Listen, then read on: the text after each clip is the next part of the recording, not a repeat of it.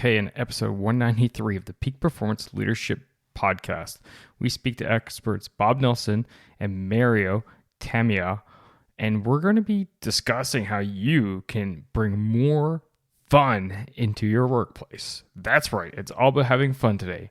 Are you ready for this? All right, let's do it.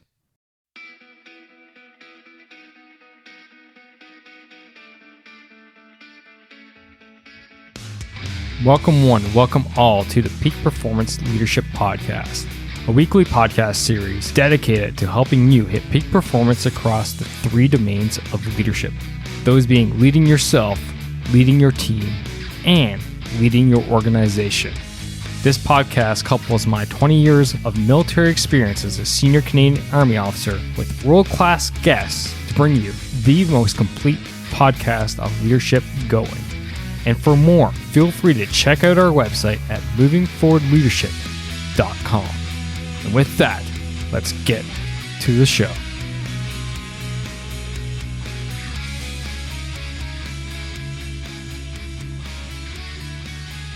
Yes, it's so good to have you here, ladies and gentlemen. It is Scott McCarthy, and thanks for coming out. If this is your first time listening, because wow, there's been a lot of first time listeners finding the show as of late, welcome to the podcast. It is all about helping you be the best leader possible in those three domains, as I mentioned in the intro. And today we're going to be hitting leading your team and leading your organization. We're going to talk a bit about culture, but the most important thing we're going to talk about today is fun and having more fun. You know, you think about it.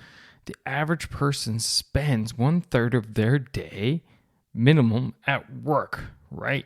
Your work family is kind of like your second family in that you spend so much time with them, and it's just too short to be constantly serious.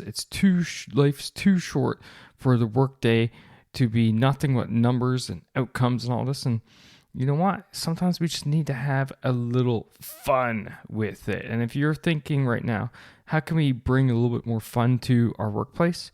This episode is for you.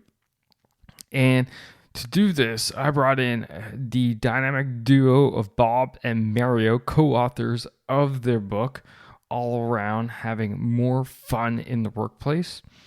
Bob Nelson is the president of his company, Nelson Motivation Inc.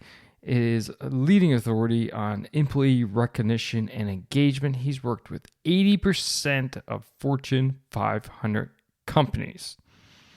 Dr. Bob, as he's fondly known as, has written over 30 books on the topic. So he may need or may know a thing or two.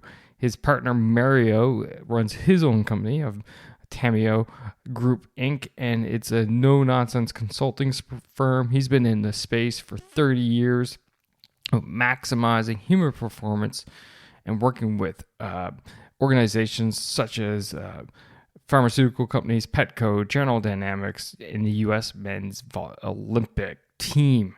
So again, you got both. You got this nice dichotomy here. You have the person who's all about fun and engagement, and the other person who is all about maximizing performance. So they bring that unique perspective together to give you this episode today. During the episode, we talk about, how the workplace became boring in the first place, the benefits of bringing more fun into your workplace, how to incorporate it into the culture of your company, how your daily work can be a bit more fun, how to celebrate success in a fun manner, and a whole whack of more topics. If you're finding your workplace is dull, boring, if you're finding that your morale is down, if motivation is lacking, then this episode is definitely going to be for you.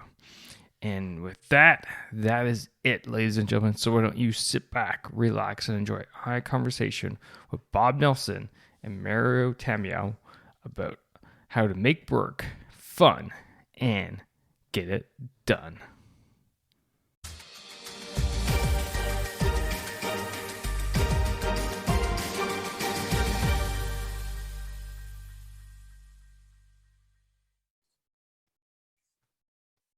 Gentlemen, welcome to the show. It's great to have both of you here tonight. Thank you for having us. Thanks, Scott. So I like just to throw questions out and see who takes the lead on the question I ask. So I'm not really going to Mario's pointing towards Bob and Bob's pointing back towards Mario. So it's gonna be interesting. So first question out of you guys, though, we're here talking, about your book, about making work fun. How did we get away from having fun anyway? Why did work become so strict and boring, and we've lost that fun aspect in the first place? So I'm not sure it was ever part of the arrangement. It used to be, we pay you to work and do what you're told, and if you want to have fun, do that in your own time. That's what the weekend's for. And so that's probably been more the history of work and fun. It was very separate. And increasingly, as we have merged those different parts of ourselves, and since we spend the bulk of our waking hours with work, it only stands to reason that it would be great if we could make that more fun and more enjoyable. And if we do that well, it will be an attraction for talent. People will enjoy doing their jobs and working with others and serving the customer. And that's our premise, and that's what we're sticking to. And you can't make us do anything different. But we have, in our research for this book, we've got over 400 real life examples of what this looks like in different parts, different shapes and forms, from the individual and the work they do on their job to the team, and how we can bring more fun to the team, and then how you can sustain that as an organization. That's awesome. Actually, yeah, it makes absolute sense, right? And you think about how we collectively have, evolved. The workplace has evolved over time. It's always been that way. It's been super strict. Like, you show up, you do your job, and you go home, and you kind of keep that separation between home and work. But now we see much of an overlap. Now, Bob, in your talk there, you mentioned about the benefits of bringing fun into the workplace. So why don't we dive into there first and say, okay, what are some of the benefits that your research has shown that comes out of making the place more fun and lively? Well, we kind of were sparked by when we looked at the research for the best places to work in America that Fortune publishes every year, that we were intrigued by the fact that 82% of companies on that list, 82% of the employees at companies on the 100 best places to work in America cite that their company is a fun place to work. And for the companies that applied for that honor but didn't make it, it was only 60%. So that one variable actually represents the largest single differential of anything that they look at in sorting companies. So it's a kind of a hidden or magical thing that somehow if you incorporate this as part of the equation for your workers and for your work environment, you get a lot more benefits than meets the eye. It's not just the cost of the balloons or the pizza you pay. You're creating an atmosphere, and you're impacting the intangible of the workplace. And for individuals, it's the soft side that has them most devoted to doing their best work and doing it right. And that's I think it's in the reach of any company, any size, any industry. Which is different from some companies have a fun day. One day out of the year, they dedicate it or devote it to fun. Well, that's not what we're talking about. We're talking about how do you make it so it's a part of the fabric of the organization, so that each manager, each leader in the company has that responsibility of making sure that it happens. They're being held accountable for it. So basically what I'm hearing from you guys is you're ingraining it into the DNA of the culture of the company. Mm-hmm. Right, and building it from the ground level and all the way up. So let's get into some tangibles here, and what are some of the best ways, and what have some of the best companies out there? How have they ingrained making a fun workplace into their culture, vice, having that one day a year that's quote unquote fun, but the reality is it's forced fun and no one actually wants to do it. Yeah. And So yeah, so we're saying, well, and so the companies that do it, I mean, for some companies, they make it one of their core values, so they always kind of have an eye on it throughout their operations, and are looking to not, again, you can't force fun on people. And as you indicated, we've all been a part of things where, it was someone else's idea of fun, but didn't do much for us. So you've got to do it with your people and use the ideas that they're excited about, and maybe if we are expansive, then you appreciate my idea and I'll appreciate your idea, and we can both benefit from it. So a lot of times it starts grassroots. You might meet with your team and say, hey, we ought to do something more fun around here. Anybody have any ideas? And then people start to share ideas. And then before you know it, you might even have a committee that's starting to put things together on a regular basis.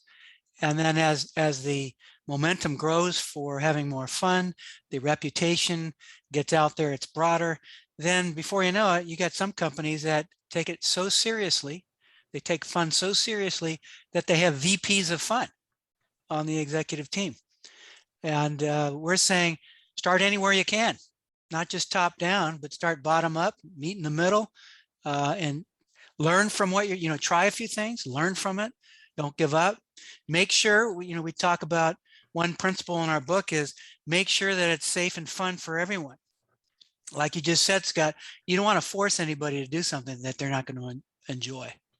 And how, I'll ask you this, Scott, how do we make sure that we're going to provide something that people are going to value as fun? Bringing them into the process of making sure, right, that they're the ones that are providing or bringing those ideas forward of, what to do, what is fun. Yeah. So one of the things that people do with our book is they pass it out. Each manager passes it out to that manager's team and says, hey, there's over 400 ideas in here. Why don't you look through this and pick out the ones that you would like to do the most?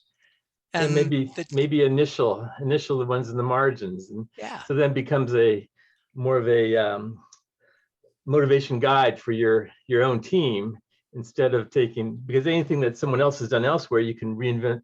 You can duplicate what they've done. You don't have to reinvent the wheel, but you can make it even easier by allowing people, by looking at those opportunities to say what they decide it would be most fun, and then find a crossover that people can be excited about. By the way, as Bob mentioned, these things are proven in here. We know that these work because these are real company examples. So none of these are just, hey, I wonder what would happen if we tried this. No, these are in fact things that people are doing, have been doing, and will probably continue to do. Are doing now because they are working for them. So that's, and that's ultimately, by getting in the game and trying something. There's a lot, I find a lot of employees or organizations or employees are waiting for someone else to do it, or waiting for the CEO to start it or something. And you don't need to do that. And it might never happen if you do that, because they're focused on strategy and what's going on outside the organization. And so it's probably not going to be a focus unless it could be shown to impact things that will impact the strategy of the company. So for example, right now it's very difficult to hire people. We have a hiring crunch. At the same time, we've got a record number of people quitting their jobs, the Great Resignation. And so if you want to get a handle on that, this would be a good place to start, to say maybe if we had a culture that better supported the people we had and their talents and what they brought to the party, we would not only get more from them, but they'd stick with us longer. And so, money and what you pay people is important, but that's just a starting point.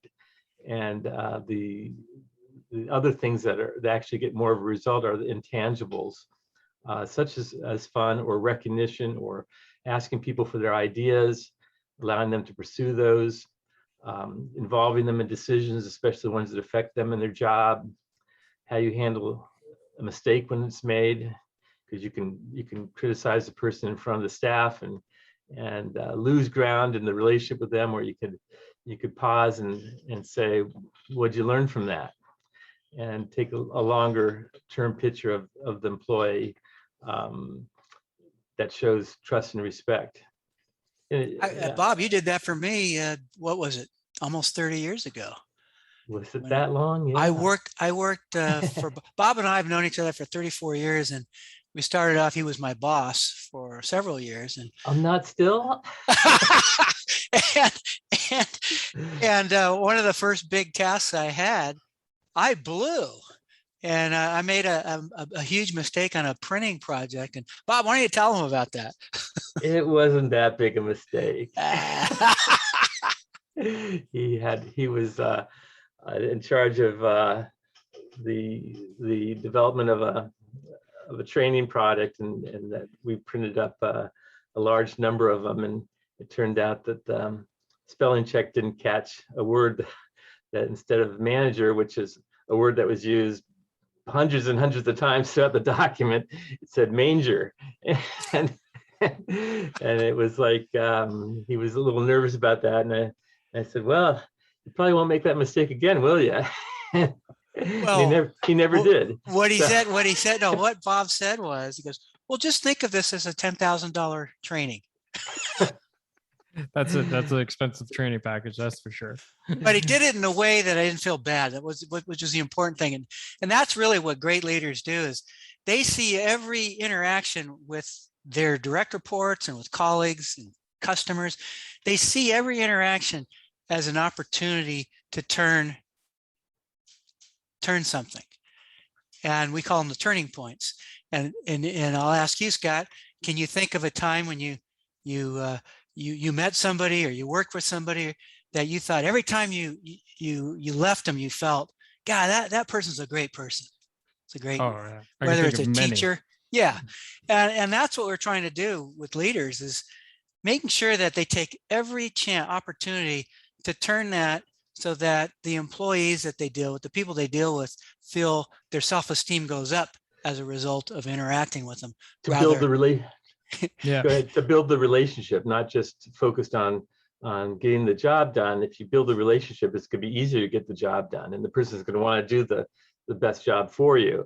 If you're solely focused on doing more work and doing it faster, and that's kind of thin in terms of, if you have a hiccup, it's probably going to be a bigger problem than if you had built a stronger relationship where the person is going to be on it themselves to do the best job possible. So it's a choice every manager has in terms of what they want their focus to be. And it's only one out of every 4 or 5 managers that any of us will have in our career that we think are a good manager.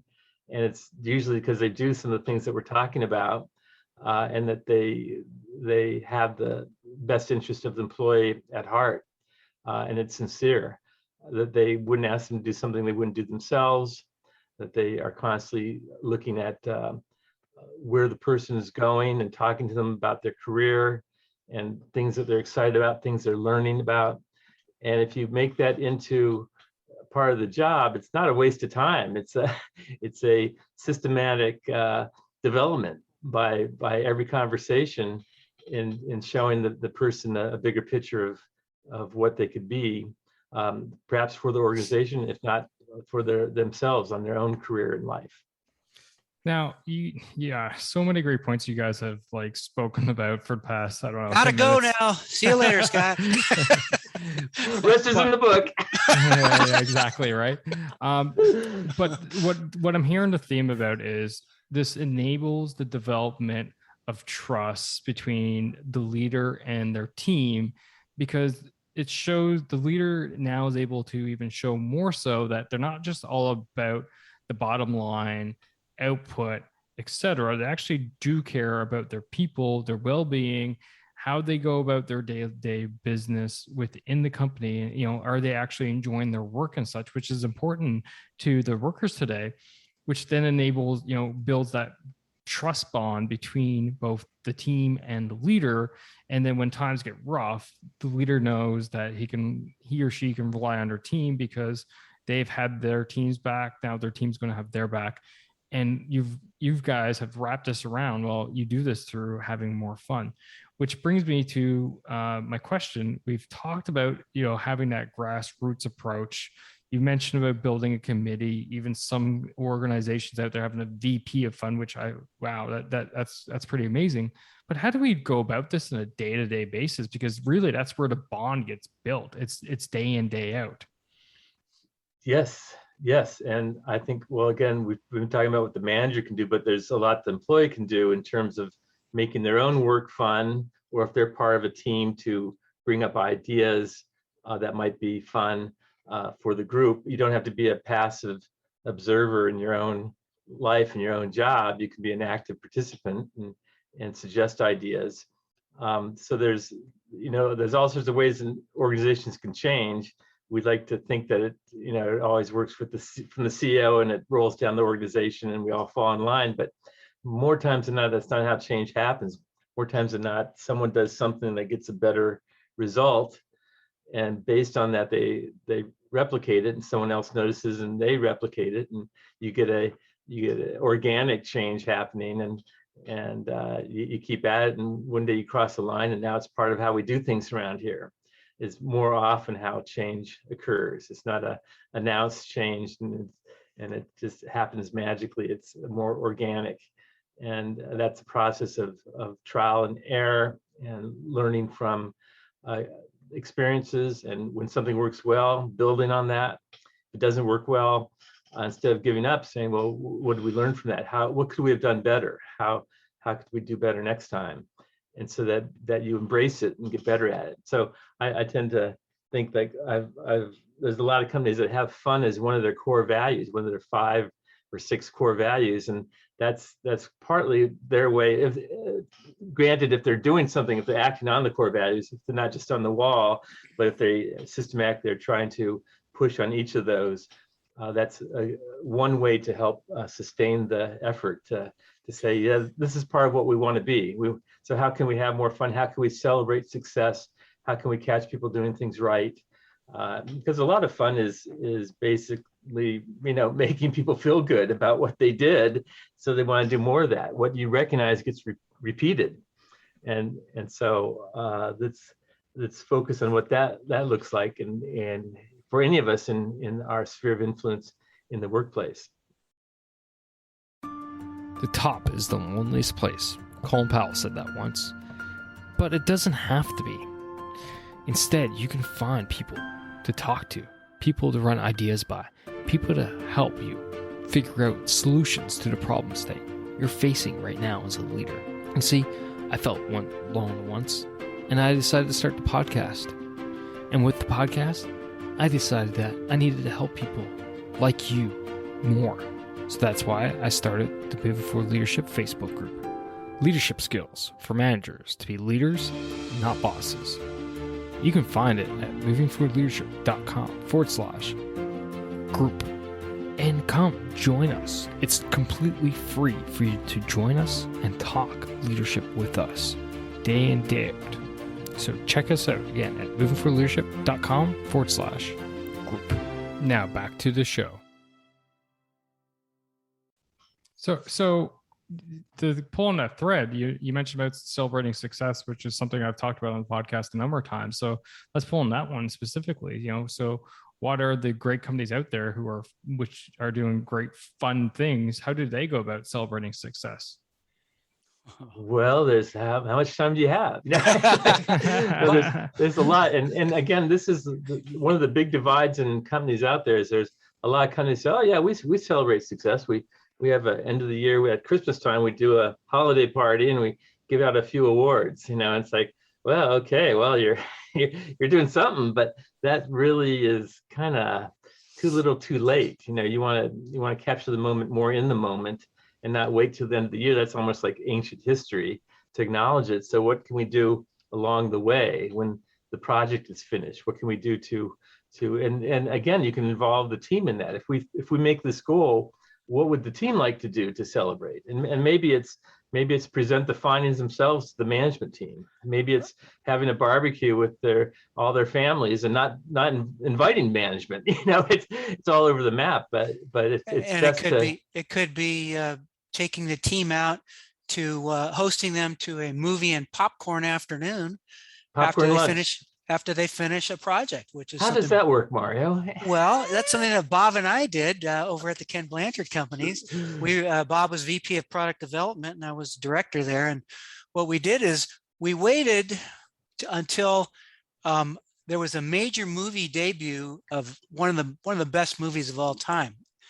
And what we did is we asked the team, what would you like to do when we make this deadline? They said, oh man, we'd love to go see Jurassic Park. So on opening day. So we went. It was about 1 o'clock in the afternoon. We had a quick lunch. We saw the movie and we had popcorn. And then of course we had to put a sign up back at work so to let people know that the department was shut down for a few hours. We were away on a training at a paleontology workshop. So that was a lot of fun and it was memorable. And the team kept saying, let's do more of those. It was fun, and I have to tell you that I don't know if you know this, Mario, but I got some pushback for that. Oh, I remember that. Tell them about that, Bob. Well, I often got pushback on stuff, and that's part of a manager's job. I always viewed my job was to protect my department from the organization and the bureaucracy and the whims of randomness and to allow them to keep focused on the job that needed to be done. So you have to be able to defend what you did, and I did. I said, well, we did this, and this is how we want to celebrate. And if your group found that, well, how come Bob's group gets to do that and we don't? Well, maybe you all should do something. Do you have something worthy of celebrating? and because we had budgets that could be used different ways, and we chose to use ours in a more thoughtful way than just it's someone's birthday, let's buy them a cake, and that's really not reinforcing performance at all. That's reinforcing presence. A birthday, a years of service award, a holiday party, all that. If you do all those things and that's all you do, you're reinforcing a culture of entitlement.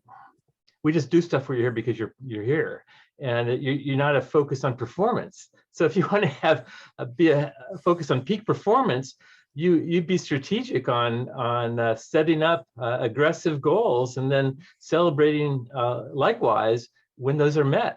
So it's we did have fun. We did do a lot of fun things, but we worked our butts off too, and so now, it was well deserved. I have to tell you, Bob. After a few years, Bob left because he hit the big time with 1,001 Ways to Reward Employees, which has sold 3 million copies now, something like that.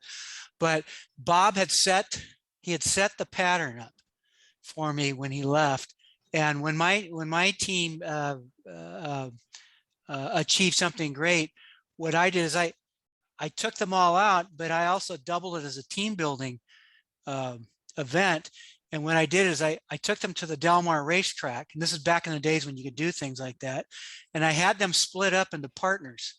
And I said, I'm going to give you each team $20. So here's the thing, we're going to have lunch today, and then you're going to go put your bets on the horses. And then we're going to get together for dinner, and you're going to explain what you did and what the outcome was. Which was great. It was a great afternoon, and people said, "Oh, here's how we bet, here's how we decided, and here's what we came up with." And wouldn't you know it, Bob? But when I got back to work the next day, or a few days after that, I got called on the carpet for that too. you forgot the giving them a percentage of the earnings. Yeah, exactly. But it was very successful. And again, when people are having fun at work, they're achieving things. As Bob said, they're more likely to just keep working hard. And when the going gets tough, you know what? They start to put their discretionary effort towards work at work. And we call that engagement. No, absolutely. It's interesting. So many times you guys have talked and you're like, oh, I got in trouble for doing this and trouble for doing that. But it goes back but we're to laughing as we say it because we didn't. Yeah. We were given a hard time. right. But at any time we could take it to the top and we would have been supported because they knew we were making stuff happen. So if someone else has sour grapes, and maybe you guys should do it, it's like, who's holding you back? I used to have managers say, what's going on with your group? You guys are so excited all the time. Hey, want to come to the next meeting? Let's have a joint meeting. We're not trying to hide anything here. Well, one of the top VPs there did a study on the organization. You wanted to find out who were considered the best leaders by the people, and what are they doing for the people to feel that way. And Bob was the top guy. And then people said, okay, let's find out what they're doing in that department. They never told me, by the way. They want me to get the big head, but it wouldn't have mattered. I'd keep doing what I was doing anyway. Yeah. Anyhow. But it's the right thing to do, and it's taking the long-term view of the people and the relationship and wanting the best for them, whether they're working for you right now or if they leave and go somewhere else. You want the best for them. In fact, I know you remember Helen, Mario. Yeah. Oh, yeah. And this is a wonderful story. She was we did a long search for a designer and a desktop deep dive. Publisher and a designer. Yes, yeah. and we looked broadly, and because we wanted to find the best person to invest in, and we found or the team found it. They were doing the person came. Well, we think we identified the right person. I go, well, great. When does she start? And, well, there's just one thing. What's that? She has a head tattoo. Come again? Well, half of her head is shaved, and she's got a dragon tattooed on her head, whispering into her ear. It's like, oh boy. It's like, and then long hair on the other side, and then when she had to, she would just flip portion of it over so it looked normal. And I said, well, was she the best candidate? Hands down, yes. Well, then we're going to hire her. And so, and word kind of got out in the organization once again. It's like, wow, they're trying to, get back at the organization for something. And I remember the president called me in the office, tell me about this person. I go, well, here's what we did, the process. And I heard she has a head tattoo. Well, yes, she does, in fact, but she also has a master's in fine arts, and she has 8 years experience, related experience, in what we have none of right now in the department. And it's like, well, I don't know what you're up to. It's like, and that was kind of the mumblings in the organization that, we're trying to pull something over on. And I remember, I don't know if you remember this, Bar, I said, well, it's not going to go down like this. And I went out and I got a bunch of temporary tattoos for all of the department to wear on her first day to welcome her.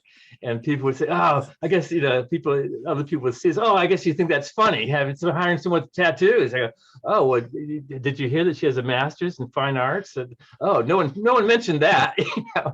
And so we dealt head on with the rumblings and made it an open case. And in her first 6 months, she did more to set up the next 8 years of the department and what she offered. And after you left, but years after you left, she was leaving the organization, and her husband got a job back in, I think, North Carolina, and Pittsburgh. She says, or Pittsburgh, and I've got to go.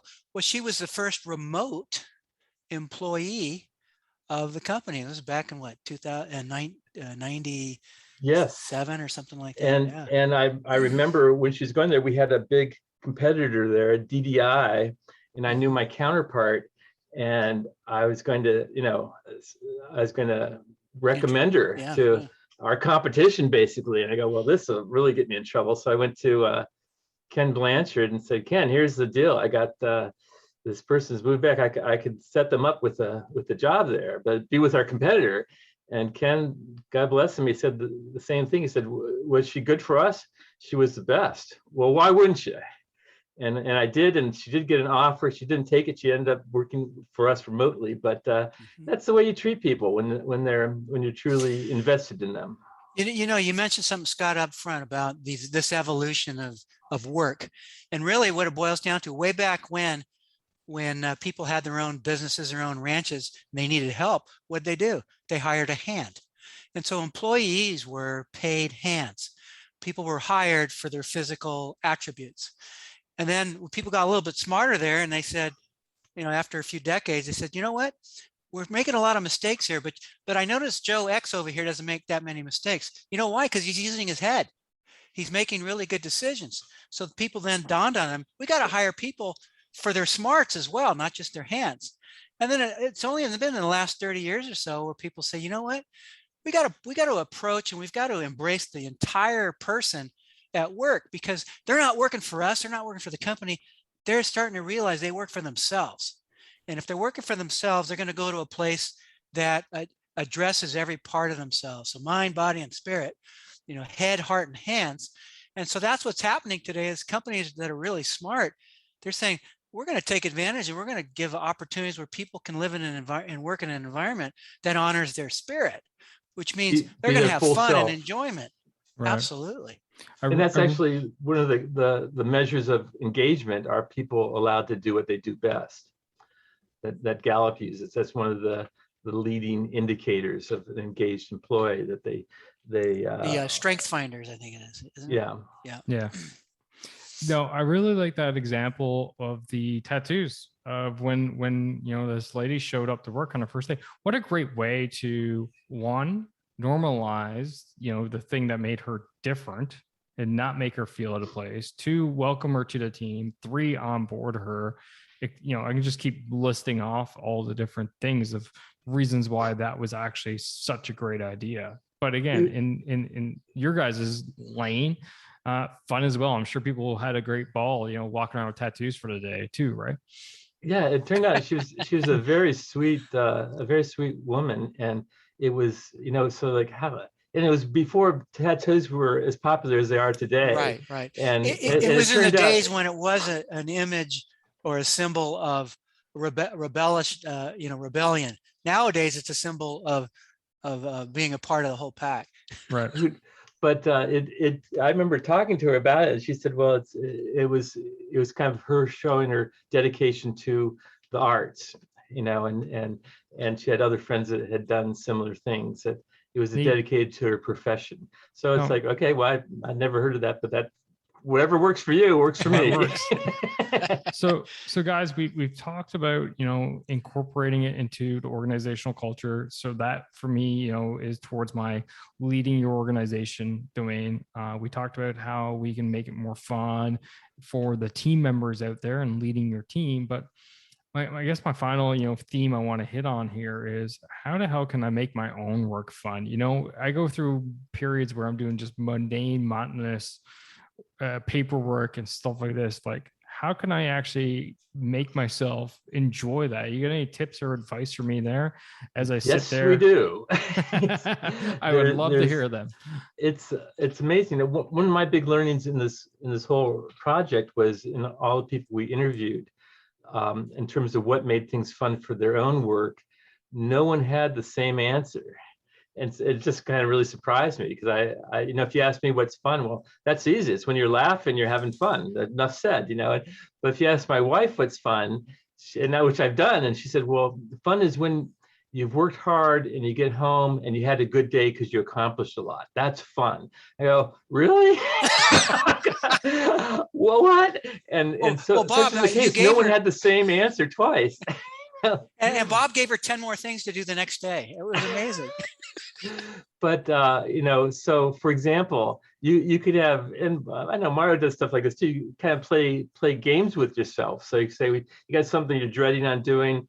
Set a timer for 20 minutes and see how fast you can get it done. See if you can do it faster than you did it last time, for example. Or some people like to listen to music. I had this one woman that she said, when I really want to have fun, I put on in 2015, Yo-Yo Ma performed a live 3-hour concert for 8,000 people from memory. And it was Bach's 6 concertos for the and she goes, when I hear that music, I feel like God is moving through his hands, and it makes whatever I'm working on feel more meaningful. And I got off the phone with her, and I you can find that on the internet. It doesn't cost anything. I put it on, and she was right. No matter what you're doing, as you're listening to that beautiful music, it's so moving that makes whatever you're doing more meaningful. So it's tricks, really. We have one, a woman who works for our publisher. She changed her to-do list to a fun list, because she says, I'm just going to start looking at these things a little differently. It's not a task. It's not a negative thing. It's a positive thing. It's fun. It's an opportunity. If you dread it, then you're going to put it off, and then you're going to dread it more. It's going to be harder to do, and now it's a block. And you got to have ways to deal with that, to suit up and get over and we all have rote and mundane things as part of our work that we have to do. Virtually, there's some companies that every time they have a meeting, they say, okay, we want all of our participants here to take on a different persona. So give yourself a different name and even use a different picture or a background. Wear a hat, it could be hat, crazy hat day or whatever it is, but we're only limited by our creativity. And again, we don't say no to what others' ideas are if they're safe and they're fun. Let's do them. Let's embrace them. Sounds pretty simple to me. It's like, hey, what would you guys find would be fun? All right, sounds good. Let's do it. Yeah. Gentlemen, this has been a interesting conversation, something that probably needs to get had, more often around the workplaces. And be taken more seriously, really. That's the challenge. That sounds like an oxymoron. Taking more fun more seriously. But we are wrapping up here. I'm going to wind down slowly. But before we do, call it quits on the show, I got a couple last questions. The first question I asked all the guests here at the Peak Performance Leadership Podcast. And according to you, both Bob and Mario, Bob, you can go first, Mario second. What makes a great leader? A great leader. Well, I like to think it's someone that takes seriously some of the things we've been talking about, that takes the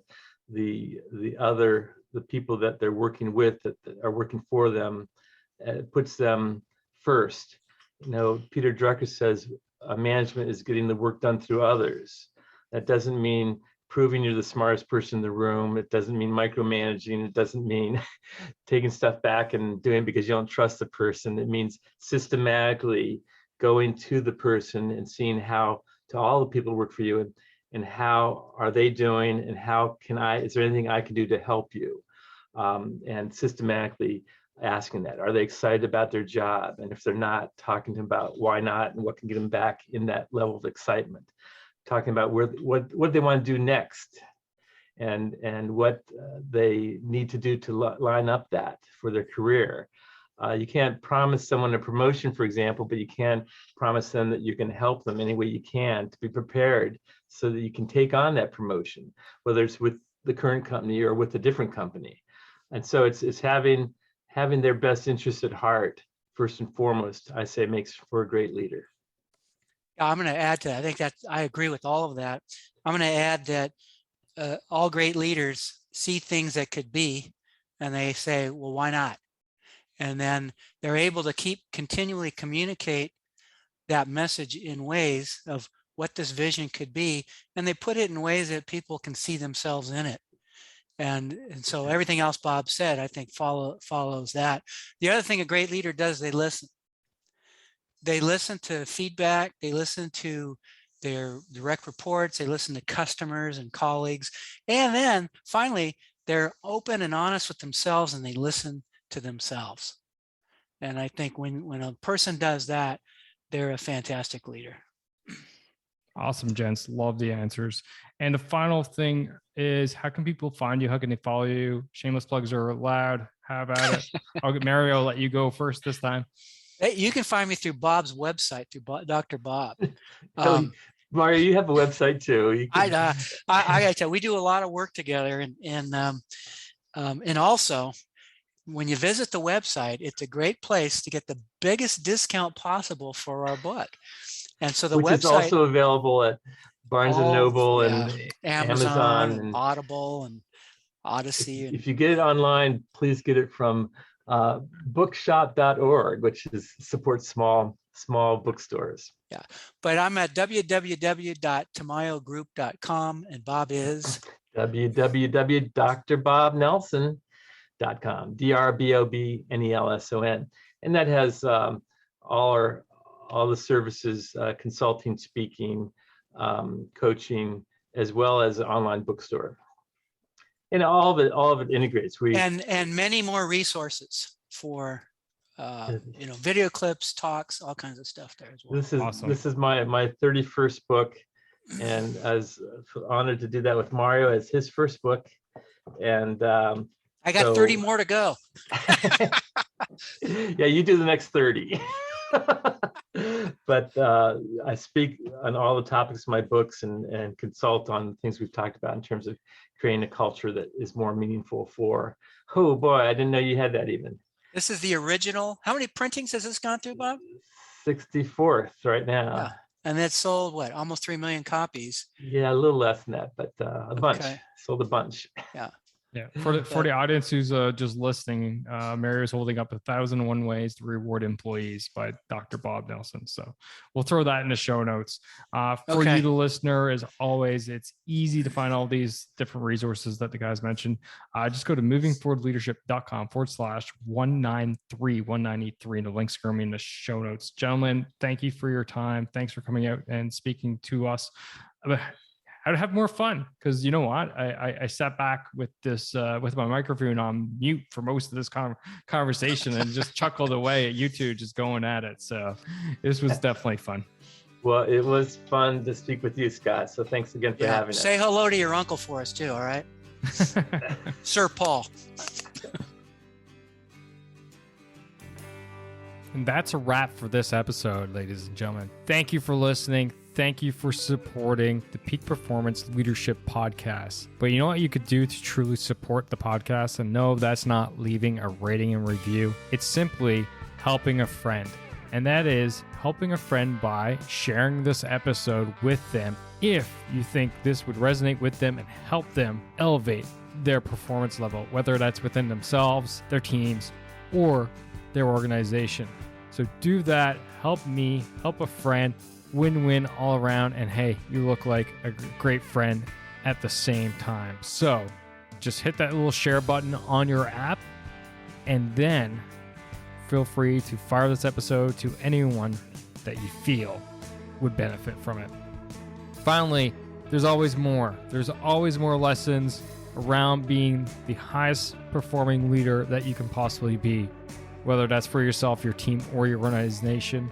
So why don't you subscribe? Subscribe to the show via movingforwardleadership.com/subscribe. And until next time, lead, don't boss, and thanks for coming out. Take care now.